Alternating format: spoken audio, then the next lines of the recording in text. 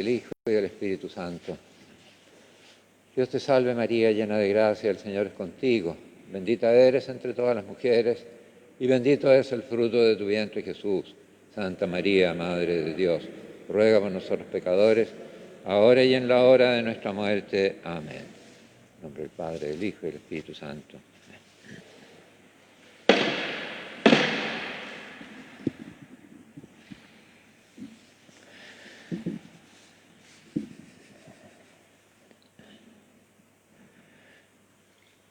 Bueno, en este día tan particular del Sábado Santo, en que estamos meditando, impactados también por la muerte del Señor, mientras el Señor reposa en el sepulcro, vamos a meditar sobre estas mujeres que fueron tan importantes en la vida de Jesús, que fueron sobre todo María Magdalena y también las hermanas Marta y María. Sobre todo porque es muy importante que los católicos conozcamos bien nuestra liturgia. La liturgia es el lugar, el ambiente en que nosotros recibimos la gracia, que es la gracia que nos permite a nosotros poder vivir la vida cristiana. Por eso es tan esencial. Y en como lo decimos en nuestro boletín, en este último tiempo, bueno, vamos a explicar, la Santa Sede ha propuesto un cambio en el calendario litúrgico que es muy relevante y que afecta muy directamente a las mujeres más cercanas a Jesús. Son María Magdalena y María y Marta de Betania. Vamos a comenzar esta meditación leyendo el episodio que esta noche va a ser relevante. Se trata de esta lectura del Evangelio según San Juan en el capítulo 20, que dice: el primer día de la semana va María Magdalena de madrugada al sepulcro, cuando todavía estaba oscuro, y ve la piedra quitada del sepulcro.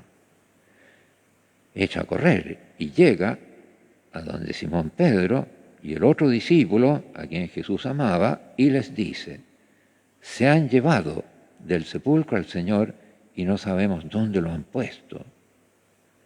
Salieron Pedro y el otro discípulo y se encaminaron al sepulcro.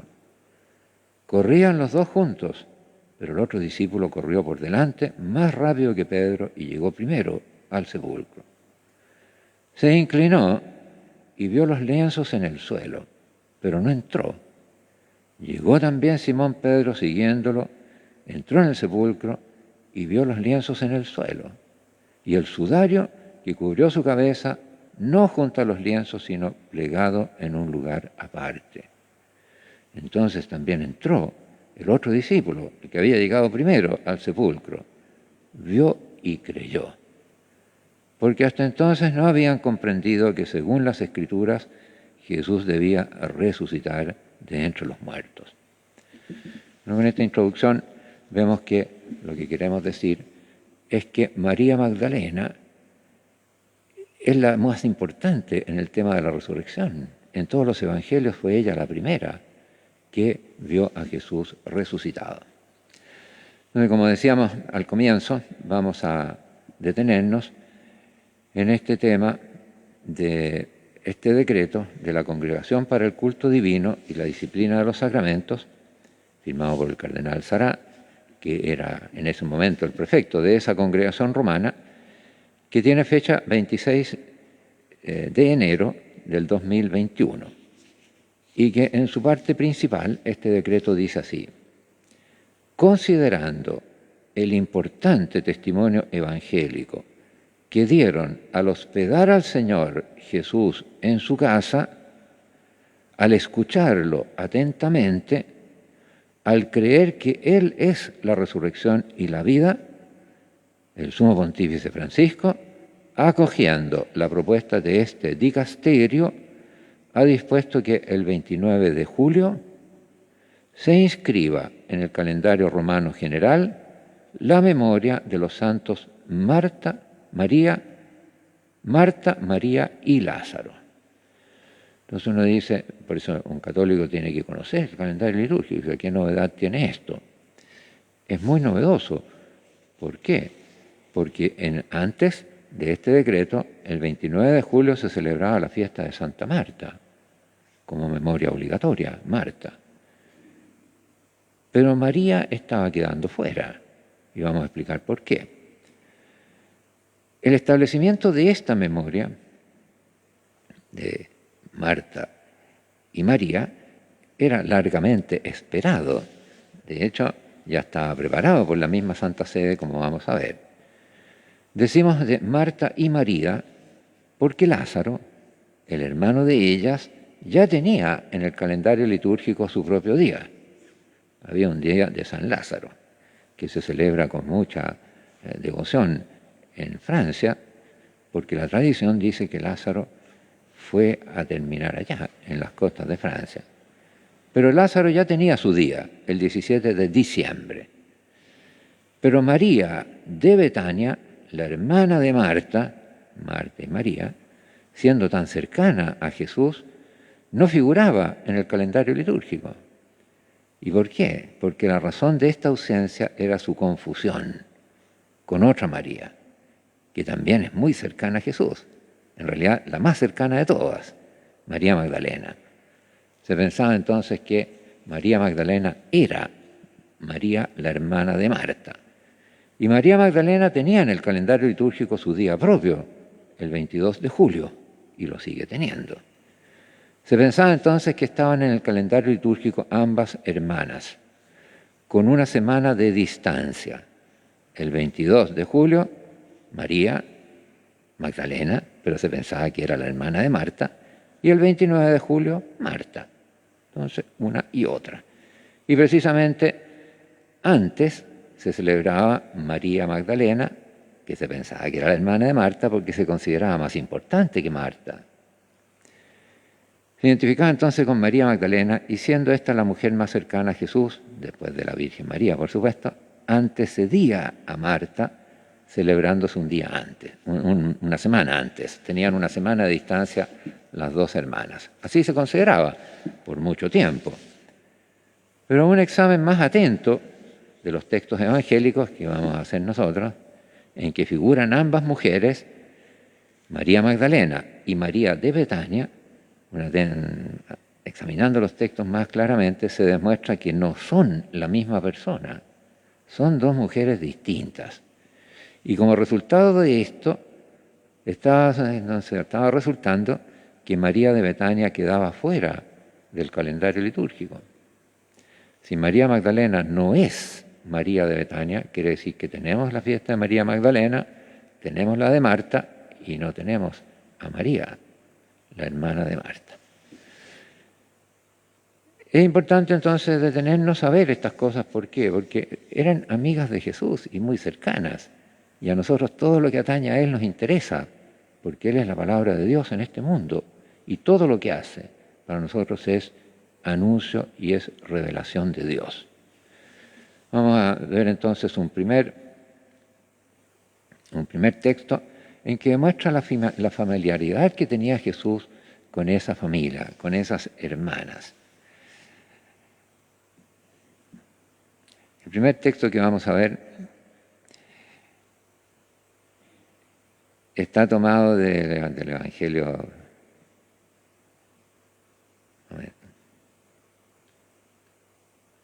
Del Evangelio según San Lucas, en el capítulo 10. Y dice, yendo ellos, Jesús y sus discípulos, de camino, iban camino a Jerusalén. Entró en un pueblo y una mujer llamada Marta lo recibió en su casa. Ustedes ven que Jesús con sus discípulos llega a esa casa como su propia casa. Tenían una profunda amistad. Tenía ella una hermana llamada María. Entonces, esta María está recién siendo presentada aquí, que sentada a los pies del Señor escuchaba su palabra, mientras Marta estaba atareada en muchos quehaceres. Acercándose pues dijo, Señor, ¿no te importa que mi hermana me deje sola en el trabajo? Dile pues que me ayude. Y nosotros vemos en esta actitud de Marta una confianza muy grande y se permite darle instrucciones a Jesús, lo que tiene que hacer, que tiene que advertir a María. Entonces demuestra una gran confianza, mucha amistad. Pero entonces Jesús le respondió: Marta, Marta, te preocupas y te agitas por muchas cosas, y hay necesidad de pocas, o mejor, de una sola. María ha elegido la parte buena, que no le será quitada. Ya este texto entonces nos demuestra la confianza que tenía Jesús con esas hermanas, con esa familia. Como prueba de que esta decisión de la Santa Sede de juntar a las dos hermanas era algo deseado desde mucho tiempo, yo les voy a citar una parte de un comentario al Evangelio de esos que hago yo todos los viernes, yo lo estoy haciendo ya casi 30 años, uno que hice en el año 2001, hace 20 años, como pasa el tiempo, escribí en este comentario. Voy a cerrar la puerta aquí porque hay mucha corriente de aire.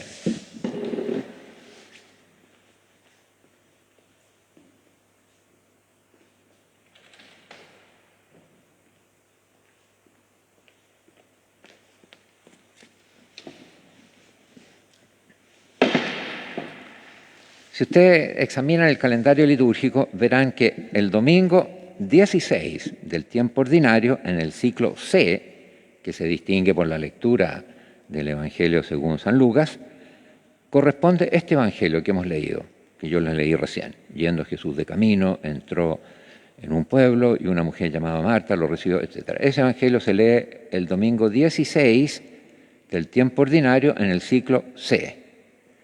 Pero en ese año, 2001, ocurrió que ese domingo particular cayó el 22 de julio, cuando se celebraba a Santa María Magdalena. Entonces, en el comentario que yo hice ese año, 2001, escribía esto: por una providencial coincidencia, hoy es 22 de julio. Y en este día celebra la Iglesia la fiesta de Santa María Magdalena. Por mucho tiempo se pensó que esta María era la hermana de Marta y Lázaro. Y para no separar las dos hermanas, se fijó la fiesta de Marta una semana después, es decir, el 29 de julio. Pero hoy día es claro que María Magdalena y María, la hermana de Marta, no son la misma persona.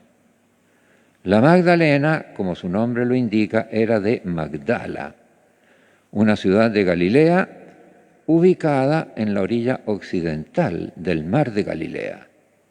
En cambio, María, la hermana de Marta, era de Betania, un pueblo que dista pocos kilómetros de Jerusalén y que está, como hemos visto en el mismo comentario, en el itinerario de Jesús. Jesús, yendo de camino hacia Jerusalén, pasó por Betania. Betania está muy cerca de Jerusalén. Por otro lado, la María de Betania está siendo presentada por primera vez aquí, Lucas 10:39, que era el Evangelio que se leía. En cambio, la Magdalena ya había sido presentada antes. Recorrió, dice el Evangelio de San Lucas, Jesús ciudades y pueblos, y lo acompañaban los 12 y algunas mujeres. María, llamada Magdalena, de la que habían salido 7 demonios, Juana, Susana y muchas otras. Eso está en el capítulo 8 de Lucas. Por tanto, ya María Magdalena era conocida del lector. En cambio, María de Betania está recién siendo presentada en ese mismo Evangelio, en el capítulo 10. Esta es la llamada Magdalena, precisamente para distinguirla de la otra en el grupo de las mujeres que seguían a Jesús. Esta es la equivalente a Pedro. Ella es una de las 3 Marías que estaba al pie de la cruz y después fue la primera a quien se apareció Jesús resucitado. Si la santa que se celebra el 22 de julio no es María de Betania, entonces esta María no aparece en el calendario litúrgico. Por eso en este momento muchos piden a la Santa Sede que el 29 de julio se celebre la fiesta de las 2 hermanas de Betania, Marta y María. Eso en el año 2001, escribía yo en ese comentario. Finalmente esto entró. Bueno, nosotros nos preguntamos, ¿de dónde nace la confusión entre ambas Marías? Porque esto lo han leído durante siglos, hombres muy inteligentes, que leen la Escritura con mucha atención, como San Agustín, como grandes santos, Santo Tomás de Aquino. Pero ¿cómo uno dice se pueden confundir? ¿De dónde surge esta confusión? Bueno, trataremos de explicarlo. Y para esto el primer episodio que tenemos que considerar es el que relata Lucas, que aconteció cuando Jesús aceptó la invitación de un fariseo llamado Simón. Examinemos entonces ese texto, que es muy hermoso también y que viene muy bien leerlo hoy. Estamos en el capítulo 7, terminando el capítulo 7 de San Lucas. Es el último episodio de ese capítulo. Un fariseo rogó a Jesús que comiera con él, y entrando en la casa del fariseo se puso a la mesa. Había en la ciudad una mujer pecadora pública, quien, al saber que estaba Jesús comiendo en casa del fariseo, llevó un frasco de alabastro de perfume, y poniéndose detrás a los pies de él, comenzó a llorar, y con sus lágrimas le mojaba los pies, y con los cabellos de su cabeza se los secaba, besaba sus pies y los ungía con el perfume. Imaginemos entonces ese espectáculo, es un espectáculo muy llamativo, una mujer que llega, que todos conocen como una pecadora pública. Al verlo, el fariseo que lo había invitado se decía en su interior, si este fuera un profeta, sabría quién y qué clase de mujer es la que lo está tocando, pues es una pecadora. Entonces estaba pensando esto este hombre que todavía no sabemos cómo se llama. Pero Jesús le respondió, y aquí vamos a saber el nombre, Simón, ya sabemos que se llama Simón, Simón el fariseo. Tengo algo que decirte. Él el que estaba pensando esto en su interior y ya había salido de la duda, ¿no es cierto? Este hombre invitó a Jesús no por amistad, ni por hacerle un homenaje, ni por gozar de su compañía, sino para examinarlo y para darse cuenta qué clase de persona es Jesús. Y ya salió de la duda, Digo, si este fuera un profeta, ya que claro que no es profeta. Se encuentra con que Jesús le dice, Simón, tengo algo que decirte. Y él dijo, sí, di maestro. También un poco hipócrita, porque llamar maestro es un título muy honorífico. Y nosotros distinguimos que la invitación no fue de afecto, de disfrutar de la compañía de Jesús, porque fue muy fría. No le hizo ninguna de los gestos de hospitalidad que se usaban en ese tiempo, que era ofrecer agua para los pies, darle el beso de recibida, incluso perfume, todo eso se hacía. Y Jesús no hizo cuestión de eso a él no le interesa. Pero después que este hombre pensó eso en su interior, Jesús demostró que era un profeta porque que conocía los pensamientos de la gente. Tengo algo que decirte. Un acreedor tenía 2 deudores. Le va a poner una parábola, ¿no es cierto? Uno le debía 500 denarios y el otro 50. Como no tenían para pagarle, los perdonó a los 2. ¿Quién de ellos lo amará más? Lo está poniendo, ¿no es cierto?, a tomar partido, tiene que pronunciarse, tiene que decir quién lo ama más. Simón responde cauteloso porque se da cuenta que está cayendo en una trampa. Y por eso dice, supongo que aquel a quien perdonó más. Y Jesús le dice, sí, has juzgado bien. Aquel a quien perdonó más, lo tiene que amar más. Y volviéndose hacia la mujer, le dijo a Simón, ¿ves esta mujer? Entré en tu casa y tú no me diste agua para los pies. Ella, en cambio, ha mojado mis pies con sus lágrimas y los ha secado con sus cabellos. Tú no me diste el beso. Ella, desde que entró, no ha dejado de besarme los pies. Tú no ungiste mi cabeza con aceite. Ella ha ungido mis pies con perfume. Por eso te digo, le quedan perdonados sus muchos pecados, porque ha mostrado mucho amor. A quien poco se le perdona, poco amor muestra. O sea, al hacer eso, esta mujer demostró que Dios la había perdonado y por eso amaba tanto. Y el mensaje es a Simón, que amó muy poco, demostrando que a él se le había perdonado poco. Y le dijo a la mujer, tus pecados, sí, están perdonados. Se ha demostrado por el amor que has mostrado. Con los comensales empezaron a decirse para sí, ¿quién es este que hasta perdona los pecados? Pero Jesús, indiferente a eso, le dijo a la mujer, tu fe te ha salvado, vete en paz. Hasta aquí esta mujer es anónima, no sabemos qué nombre tiene, pero tiene ciertas características. La primera de estas características es que tiene medios económicos, porque para comprar un perfume en un frasco de alabastro y derramarlo de esa manera en los pies de Jesús, se necesita tener medios para hacerlo. No es una mujer pobre. Luego, para entrar sin ser detenida en casa de Simón, es una persona influyente. No es una mujer pobre, es una mujer de vida liviana que todos conocen, ¿no es cierto?, que está en fiestas y cosas de esas, pero es una mujer que tiene medios y conocida, al punto de llegar a la casa de Simón y decirle al portero, córrete para el lado que voy a entrar, y punto, y el otro tuvo que dejarla pasar. Por tanto, no es una cualquiera, y se demuestra de esa manera, muy decidida, entra nomás, no le importa, y que tiene medios para comprar ese perfume y poder con esa manera hacer ese homenaje a Jesús.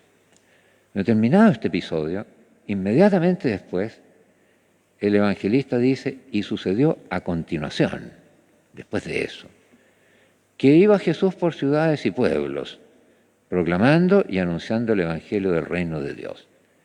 Lo acompañaban los 12, claro, y algunas mujeres, que habían sido curadas de espíritus malignos y enfermedades. María, llamada Magdalena, la primera, de la que habían salido 7 demonios. Juana, mujer de Cusa, un administrador de Herodes. Susana y otras muchas que servían a ellos, o sea, a Jesús y a los 12, con sus bienes. Por tanto, se hace una imagen que Jesús va seguido por un séquito de gente.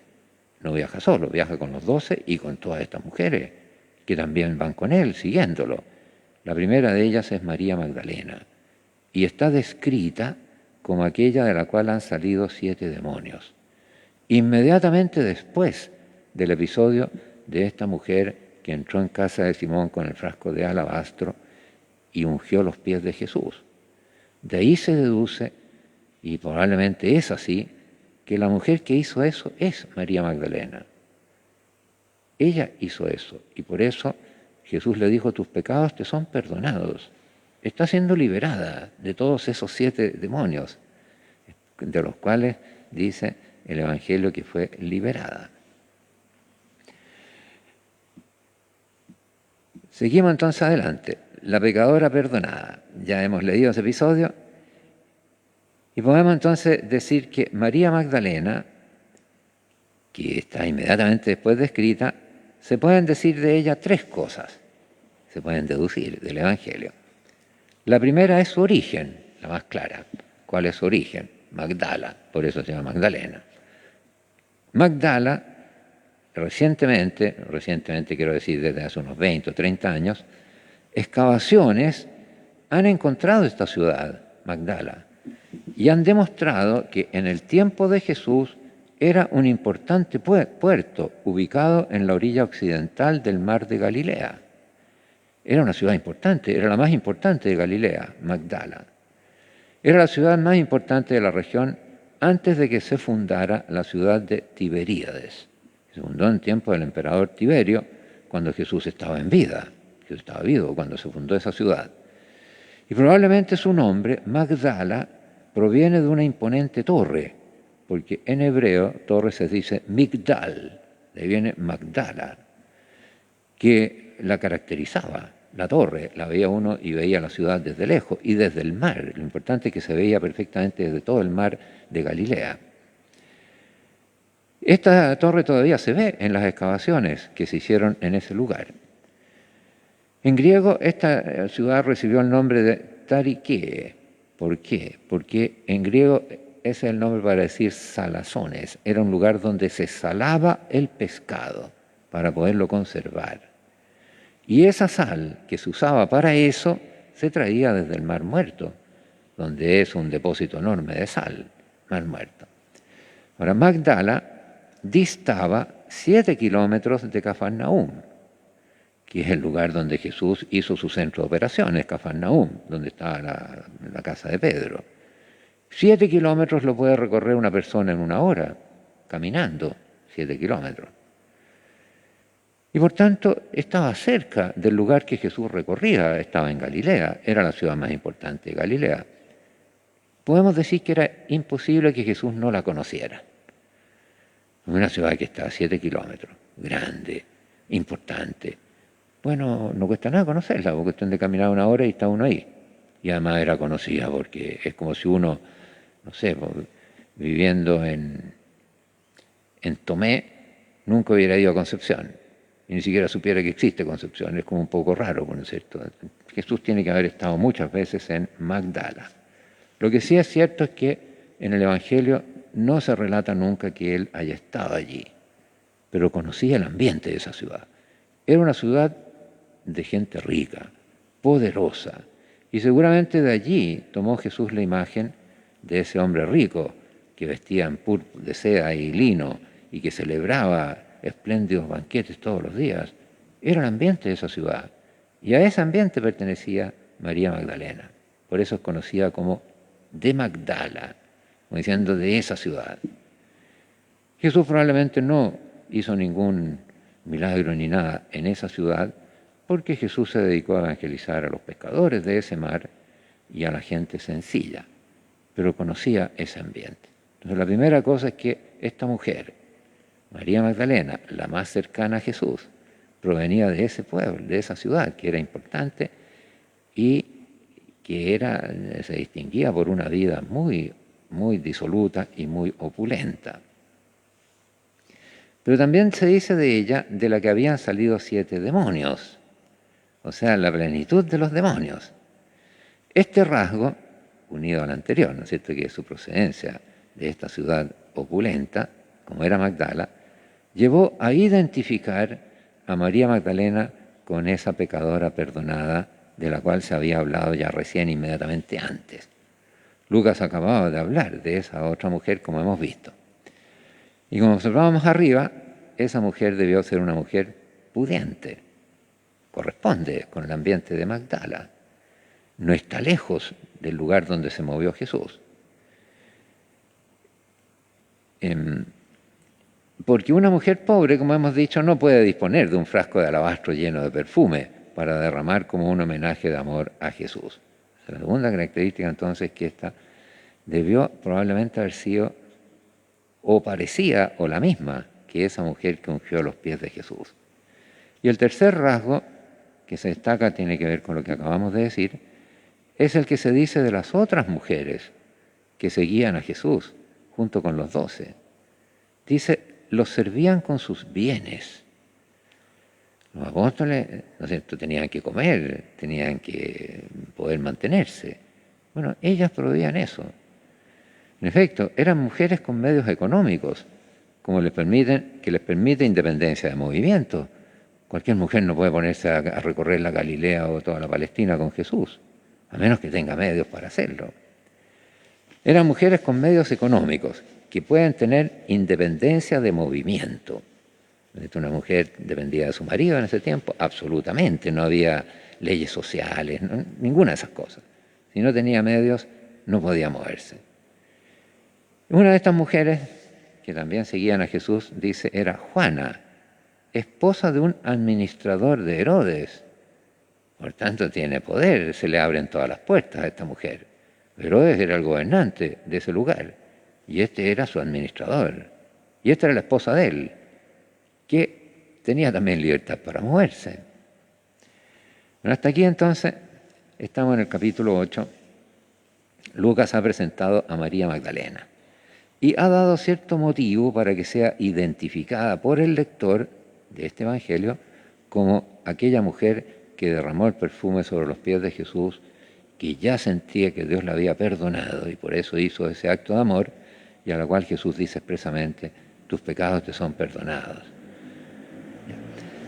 Pero es muy distinta que María de Betania, la hermana de Marta, porque como hemos visto, esta va a ser presentada más adelante, el capítulo 10, y tiene una actitud muy distinta. Vamos a ver que estas dos mujeres son casi radicalmente distintas.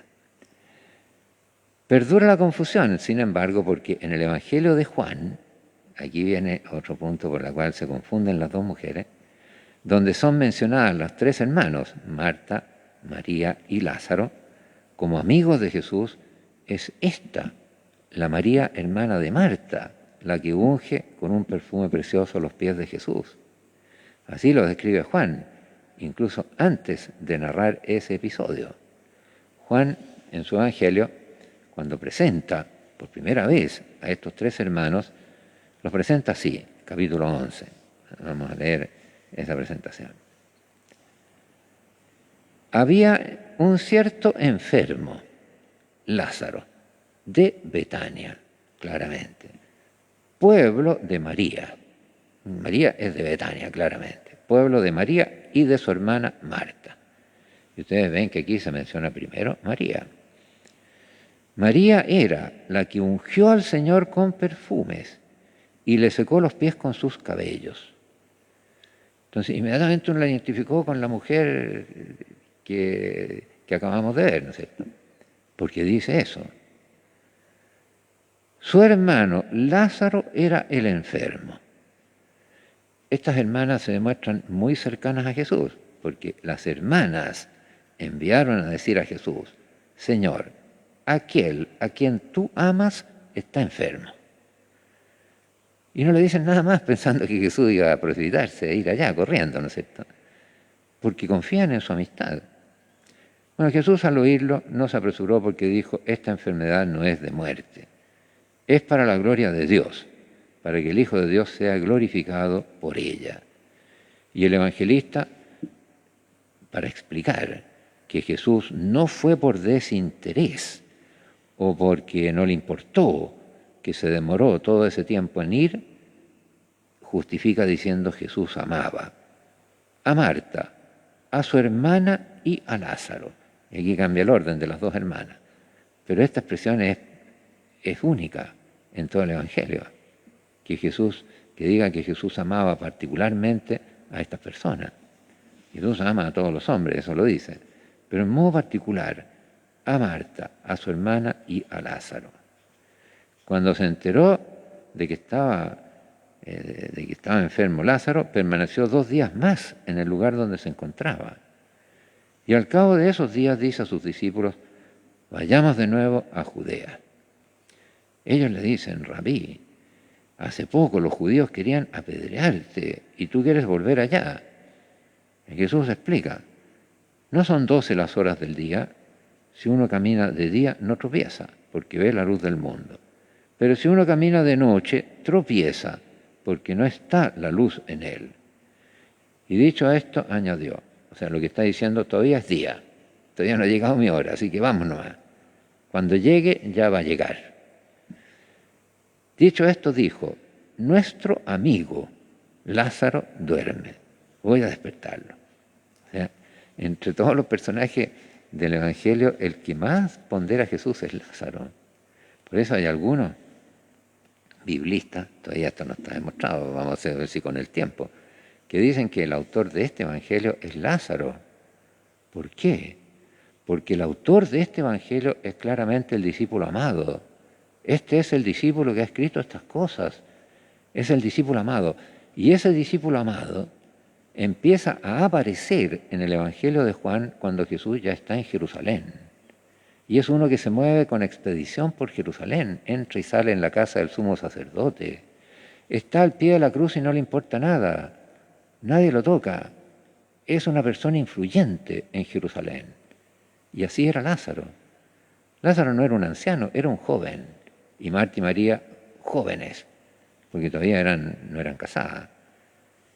Y dice el Evangelio expresamente que Jesús amaba a Lázaro. No está demostrado porque todos sabemos que el cuarto Evangelio se llama de Juan, y ese Juan sería el hermano de Santiago, el apóstol San Juan. Pero en el Evangelio el cuarto Evangelio, nunca se menciona un apóstol Juan. No aparece, ni Santiago tampoco. Pero sí aparece un discípulo amado. Bueno, llega Jesús allá, Betania, dice el Evangelio. Cuando llegó Jesús allá, encontró con que Lázaro llevaba 4 días en el sepulcro. ¿Por qué subraya ese punto? Porque según la literatura rabínica, la descomposición del cuerpo empezaba en el 4.º día. Antes sí se mantenía en un lugar, ¿no es cierto?, fresco, y todavía se conservaba que no empezaba, pero el 4.º día empezaba a descomponerse, y ya había empezado. Y por eso la observación, dice, Lázaro llevaba 4 días. Betania, dice, estaba cerca de Jerusalén, como unos 15 estadios, que son 3 kilómetros. Se puede ir a pie perfectamente, en media hora está uno allá. En cambio, Magdala, hay que caminar 100 kilómetros para llegar a Jerusalén. Está en otra región, está en Galilea. Por tanto, son 2 mujeres de ciudades distintas. Betania estaba cerca de Jerusalén, y por tanto muchos judíos habían venido a casa de Marta y María para consolarlas por su hermano. O sea, Lázaro era un personaje importante, conocido. Cuando Marta supo que había venido Jesús, le salió al encuentro. Mientras, observen esto, María permanecía en casa. Dijo Marta a Jesús: Señor, si hubieras estado aquí, no habría muerto mi hermano. Pero aún ahora yo sé que cuanto pidas a Dios, Dios te lo concederá. No sabemos qué es lo que está insinuando. ¿Está insinuando que Jesús lo va a resucitar? Parece que no, porque Jesús le dice: tu hermano resucitará. Y Marta le dice: sí, ya sé que resucitará en la resurrección del último día. O sea, no cree que pueda resucitar en ese momento. Y entonces Jesús le dice: yo soy la resurrección. El que cree en mí, aunque muera, vivirá. Bueno, ella le sigue diciendo: yo sé que tú eres el Cristo, el Hijo de Dios. Es una confesión inmensa y única también. Sé que tú eres el Cristo, el Hijo de Dios, el que tenía que venir al mundo. Inmensa confesión. Y dicho esto, fue a llamar a su hermana María y le dijo al oído: el Maestro está ahí y te llama. O sea, Jesús la había echado de menos y decía: ¿dónde está María? Llámenla. Yo voy a mandarla a llamar. Ella, en cuanto lo oyó, se levantó rápidamente y se fue donde él. Jesús todavía no había llegado al pueblo, sino que seguía en el lugar donde Marta lo había encontrado. Los judíos que estaban con María en la casa consolándola, al ver que se levantaba rápido y salía, la siguieron pensando que iba al sepulcro para llorar allí. Cuando María llegó donde estaba Jesús, al verlo, cayó a sus pies y le dijo: Señor, si hubieras estado aquí, mi hermano no habría muerto. Y viéndola llorar Jesús a ella, y que también lloraban los judíos que la acompañaban, se conmovió interiormente, se turbó y dijo: ¿dónde lo han puesto? Le dijeron: Señor, ven y verás. Y Jesús se echó a llorar. O sea, como digo, demuestra un afecto muy grande de Jesús por estos hermanos. Y los judíos, al ver esto, dicen: vean cuánto lo amaba. De nuevo, es verdad, si el evangelista lo dijo, Jesús amaba a Lázaro. Y algunos de ellos empezaron a decir: bueno, este que abrió los ojos del ciego, ¿no podía haber hecho que éste no muriera? La respuesta es sí. Si él abrió los ojos del ciego, podía hacer que no muriera. El problema es que ya está muerto y lleva 4 días muerto. Jesús les dice, Jesús entonces preguntó, se conmovió de nuevo en su interior y fue al sepulcro. Era una cueva y tenía puesta encima una piedra. Y Jesús dijo: quiten la piedra. Marta le responde, la hermana del muerto: Señor, ya huele, es el 4.º día. O sea, ya no hay ninguna posibilidad de nada porque empezó la descomposición del cadáver. Y Jesús le dijo, ¿sabe que Jesús la reprende más a menudo a esta Marta? ¿No te he dicho que si crees verás la gloria de Dios? Bueno, quitaron la piedra y entonces Jesús levantó los ojos al cielo y dijo, Padre, te doy gracias por haberme escuchado. Sigue una oración muy linda y de repente con un fuerte grito le dice, Lázaro, sal fuera. Y salió el muerto atado de pies y manos y el rostro envuelto en un sudario. Y Jesús les dijo, desátenlo y déjenlo andar. Pero muchos judíos que habían venido, como ya se dijo, a casa de María, viendo lo que había hecho, creyeron en él. Y otros fueron también donde los fariseos y les contaron lo que había hecho Jesús. Pero no fue suficiente que hubiera resucitado un muerto, que ya 4 días muerto. Porque los sumos sacerdotes y los fariseos convocaron consejo y decían, ¿qué hacemos? Porque este hombre hace muchos signos. Si sigue así, todos van a creer en él. Bueno, increíble la cerrazón, ¿no es cierto? Están escuchando que Jesús ha resucitado un muerto. Y dicen que esto sería motivo para que muchos creyeran en él. Hay que acabar con él, en vez de convertirse. Bueno, esta mujer que es presentada allá, diciendo, fue la que ungió los pies de Jesús, el lector dice, pero ¿cómo tiene que pasarse en los otros evangelios para saber eso? ¿No es cierto?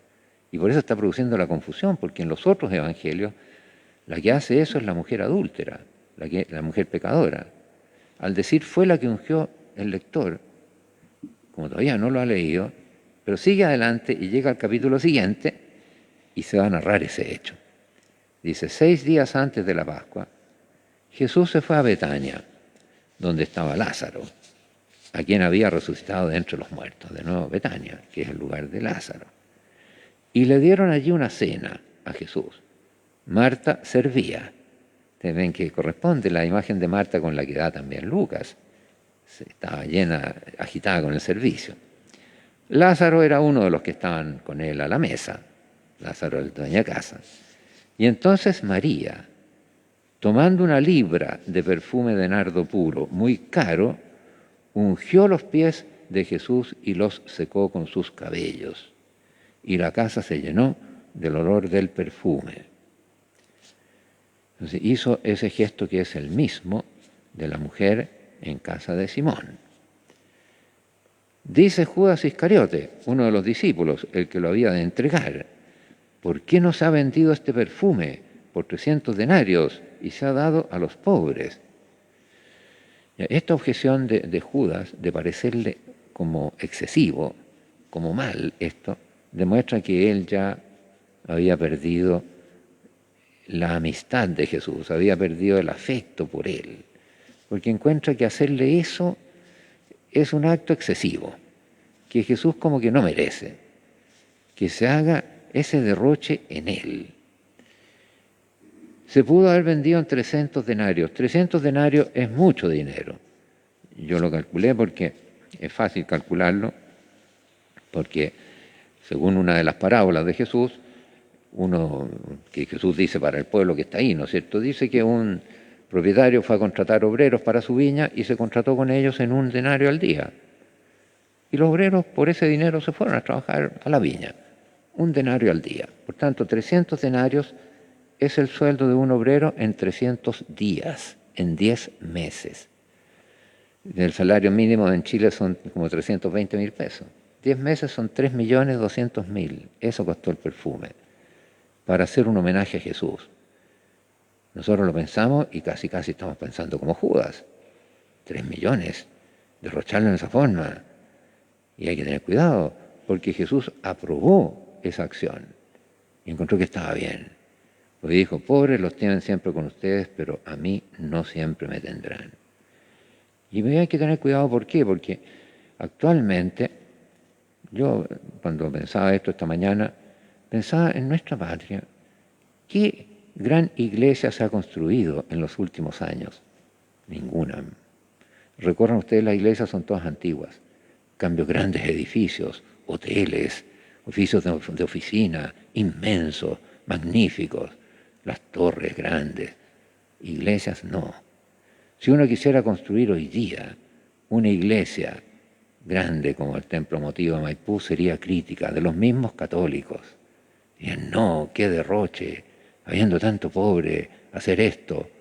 Y no lo hacemos, pensamos igual. Pero hay que tener cuidado porque es para la gloria de Cristo. Y Jesús aprobó lo que ella hizo. Y tiene razón. Si nosotros hoy día empleáramos recursos para hacer templos como se hacían en la Edad Media, grandes catedrales, los pobres estarían mejor, porque eso demostraría que el ambiente es más cristiano. Y es el cristianismo el que obliga a velar por los pobres. Si hacemos puros edificios magníficos de empresas grandes, los pobres quedan mal, porque eso es un homenaje al egoísmo y al dinero. Pero tiene razón Jesús. El que hace este tipo de actos, ese es el que vela después por los pobres. Porque Judas, y lo dice, no es que le interesaran los pobres, no. Por eso esas críticas cuando uno dice, pero ¿para qué tanta cosa, tanto gasto en una capilla? No tenemos dentro de la diócesis también esa actitud. Derrochar esa plata para construir una capilla de oración. Es la actitud de Judas. Y en realidad Judas no se interesaba por eso. No se interesaba por los pobres. Dice, como era ladrón y tenía la bolsa, se quedaba con lo que echaban en ella. Por eso, esa crítica hay que evitarla. Jesucristo merece siempre todo y lo mejor. ¿De dónde nace entonces? Ya sabemos de dónde nace esa confusión que hemos indicado. Pero ahora veamos que estas dos mujeres son muy distintas una de otra.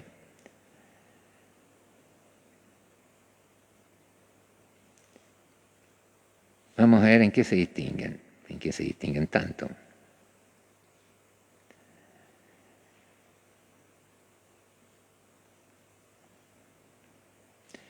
Bueno, fuera de estas diferencias literarias que hemos visto, hay otras diferencias muy profundas entre ambas mujeres. María de Betania, la hermana de Marta, aparece como una mujer reservada, que no sale mucho de su casa. Vemos que cuando Marta supo que había venido Jesús y le salió al encuentro, María dice permanecía en casa. Sale de ella solamente para responder al llamado de Jesús cuando le dicen el maestro está ahí y te llama. La vemos que cuando Jesús llega a esa casa es más contemplativa, se sienta a los pies de Jesús a escucharlo.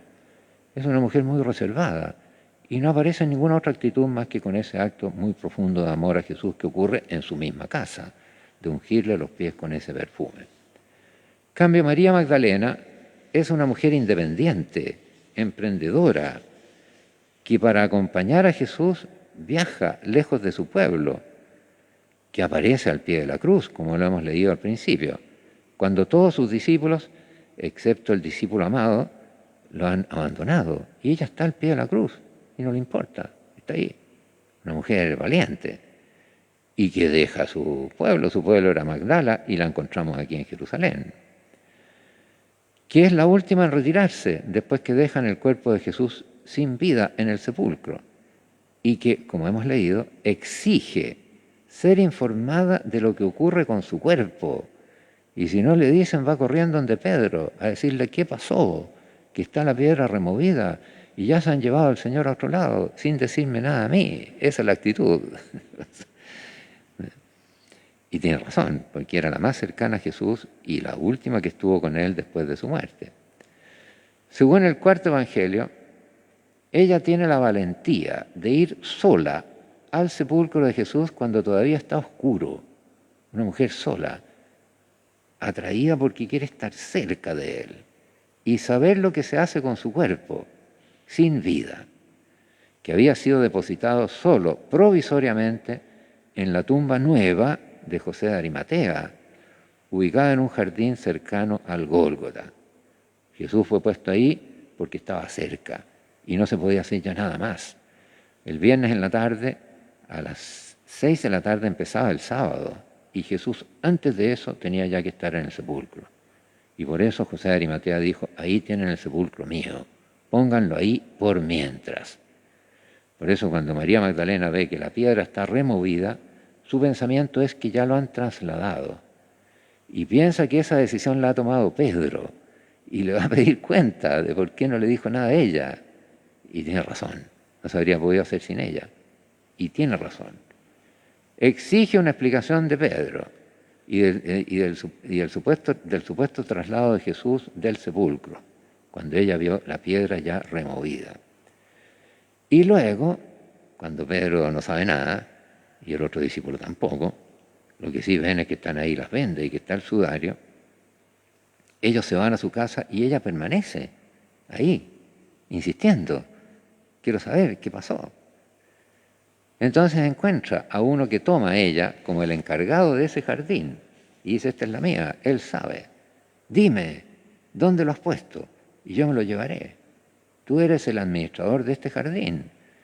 Bajo tu ¿no es cierto?, responsabilidad está este sepulcro. Tú decidiste el cambio. ¿Dónde lo pusiste? Esa es la actitud. Ella es la primera a quien se manifiesta Jesús resucitado. Y le dice entonces María, y ahí ella lo reconoce. Y a ella la manda Jesús con el anuncio a sus discípulos, anda donde mis hermanos y diles, subo a mi Padre y vuestro Padre, a mi Dios y vuestro Dios. Y fue María Magdalena y dijo a los discípulos que había visto al Señor y que había dicho esas palabras. Entonces es muy distinta, es una mujer muy emprendedora, que sabe resolver los problemas, proveer todo lo que necesitan los apóstoles, que está ahí al pie de la cruz junto con la Virgen María y la otra María que se presenta como hermana de la Virgen María, y el único discípulo que es el discípulo amado, que está ahí al pie de la cruz. Y que si fuera verdaderamente Lázaro, uno se hace la imagen de Lázaro, una especie de anciano que por eso se murió. Lázaro tenía que haber sido un joven, y un joven con mucha influencia. Y se presenta ahí como el discípulo amado. Bueno, pero está María Magdalena. Entonces, María Magdalena, como la mujer más cercana a Jesús después de la Virgen María, y que, como digo, es la primera que vio a Jesús resucitado. Uno dice, ¿por qué una mujer? Como en el Evangelio que vamos a leer esta noche también se relata eso mismo, según el testimonio de Marcos. Ella tenía desde siempre su día propio en el calendario, que era el 22 de julio, pero como hemos dicho, se pensaba que ella era María de Betania. Y en ese día tenía rango de memoria obligatoria. Pero dada la importancia, como hemos visto, de ella en la vida de Jesús y en la misión de Jesús y de sus discípulos, el Papa Francisco, con un decreto de la misma Congregación del Culto Divino, de fecha 3 de junio del 2016, eleva la fiesta de María Magdalena a rango de fiesta. Es fiesta, tiene que cantarse el Gloria. Y por tanto adquiere el nivel de una fiesta de un apóstol. Apóstol Santiago, apóstol San Juan, son todos fiestas. Y también María Magdalena.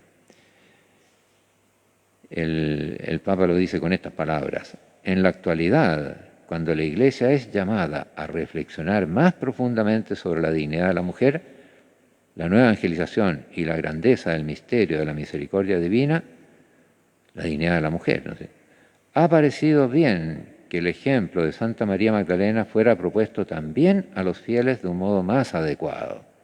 En efecto, esta mujer, conocida como aquella que ha amado a Cristo y que fue muy amada por Cristo, llamada por San Gregorio Magno testigo de la divina misericordia y por Santo Tomás de Aquino la apóstol de los apóstoles, puede ser hoy propuesta a los fieles como paradigma del servicio de las mujeres en la Iglesia.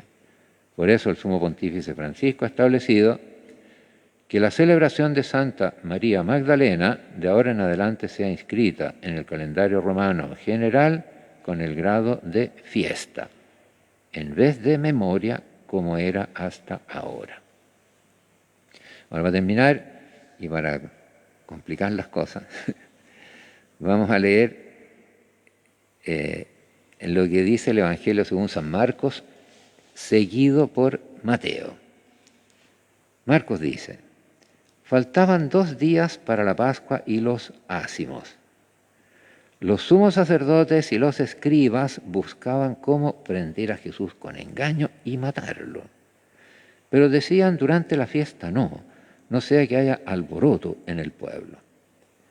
Estando él en Betania, o sea, a 3 kilómetros de Jerusalén, Betania, que era el pueblo de Lázaro, de Marta y María. En casa de Simón, el leproso, se confundió todo, porque Simón era el que había invitado a Jesús, el fariseo. Y Jesús está en casa de Simón, pero en Betania. Recostado a la mesa de casa de Simón, vino una mujer que traía un frasco de alabastro con perfume puro de nardo, de mucho precio. Quebró el frasco y lo derramó sobre su cabeza, no sobre los pies, en la cabeza. Había algunos que decían, algunos, no Judas, sino otros, varios, que decían entre sí, ¿para qué este despilfarro de perfume? Se podía haber vendido este perfume por más de 300 denarios, ahí coinciden, y habérselo dado a los pobres, y protestaban contra ella. Pero Jesús dijo, déjenla, ¿para qué la molestan? Ha hecho una obra buena en mí. Jesús acepta el homenaje, porque pobres los tendrán siempre con ustedes y podrán hacerles el bien cuando quieran. Esa es la verdad. Pero a mí no me tendrán siempre. Ha hecho lo que ha podido. Se ha anticipado a embalsamar mi cuerpo para la sepultura. O sea, Jesús está anunciando su muerte. Les aseguro, verdad les digo, que donde quiera que se proclame el Evangelio en el mundo entero, se hablará también de lo que ésta ha hecho para memoria suya. Entonces, ¿por qué está la confusión? Pues porque esto ocurre en Betania y dice en casa de Simón. Se confundió Marcos. ¿Qué ocurrió? ¿A quién hay que creerle? ¿A Marcos o a Lucas? Lucas dice que esto ocurrió mucho antes de la pasión de Jesús en casa de un Simón que era fariseo, y la mujer que hizo eso no fue en Betania. En cambio, Juan dice que en Betania, por obra de María de Betania, hubo una unción de Jesús. Entonces, lo que ocurre es que probablemente el evangelista San Marcos ha confundido ambas cosas. Y en esto lo sigue Mateo. Pero nosotros nos preguntamos quién tiene razón. Y probablemente tiene razón Lucas. Son dos unciones distintas, no son la misma. Y probablemente, y lo más seguro, es que una haya sido hecha por María Magdalena poco antes de su vocación, y de ahí haya empezado a seguir a Jesús, y la otra haya sido en Betania, por obra de María de Betania. ¿Y por qué tenemos que creerle a Lucas? Porque Lucas declara muy explícitamente que él es un autor, que él va a escribir un evangelio. Y comienza diciendo, puesto que muchos han intentado narrar ordenadamente, una cosa después de otra, las cosas que se han verificado entre nosotros, tal como las han transmitido a nosotros los que desde el principio fueron testigos oculares. Testigos oculares. Él no fue, pero se basó en testigos oculares. Y servidores de la palabra. Entonces, basándose en eso, ordenadamente, he decidido yo también. Aquí parte este yo. Es el único evangelista que dice yo, él. O sea, él es consciente que está escribiendo, él. Después de haber investigado diligentemente todo, desde los orígenes, escribírtelo por su orden, ilustre Teófilo, para que conozcas la solidez de las enseñanzas que has recibido. Entonces, Lucas conocía el Evangelio de Marcos, y probablemente dice Marcos está confundiendo las cosas. Las voy a investigar bien. Y preguntó bien, ¿cómo fue? ¿La unción fue en Betania? Sí, hubo una unción en Betania, pero fue María de Betania. Y sí, hubo otra, que fue antes, cerca de Magdala, y fue otra mujer, fue María Magdalena, y ahí se informó. Y por eso él pone antes del llamado de María Magdalena la unción de la mujer esta conocida como pecadora pública, que el lector se ve conducido a identificarla con María Magdalena. Y la otra es al final, en Betania, en casa de Marta y María. Eso lo tiene muy claro Lucas, porque él dice que quiere decir las cosas no así como poniéndolas una al lado de la otra, sino en su orden, como ocurrieron. Y para eso él dice, lo investigué diligentemente con los testigos oculares, los que estaban ahí, presentes. Y lo hizo este evangelio con ese cuidado. Bueno, yo he querido recordar esto, basándome en estos textos bíblicos y viendo que tienen también cierta dificultad, pero sobre todo para que veamos cómo Jesús tenía amistades muy profundas. Y esa amistad hemos visto nosotros en la historia de la Iglesia en muchos santos, Muy importante en esto fue Santa Teresa de Jesús de Ávila, porque ella saca muy a la fuerza, muy fuerte, y San Bernardo también, este aspecto de Jesús, su afecto humano, como verdadero hombre, tenía amigos, tenía amistades profundas, y también las tiene hoy, entre muchos fieles de él que lo siguen, que lo aman y que están dispuestos a dar la vida por él, como han sido tantos santos que contempla la historia. Y todos somos llamados, como comentábamos ayer, como meditamos, a ser de ese grupo. Pues ya dijimos que la vocación general de todo ser humano es la santidad. Bueno, quedémonos meditando entonces estas cosas hasta la gran celebración que tendremos esta vigilia a las 19 horas de la resurrección de Jesús. Dios te salve María, llena de gracia, el Señor es contigo. Bendita eres entre todas las mujeres y bendito es el fruto de tu vientre Jesús. Santa María, Madre de Dios, ruega por nosotros pecadores, ahora y en la hora de nuestra muerte. Amén.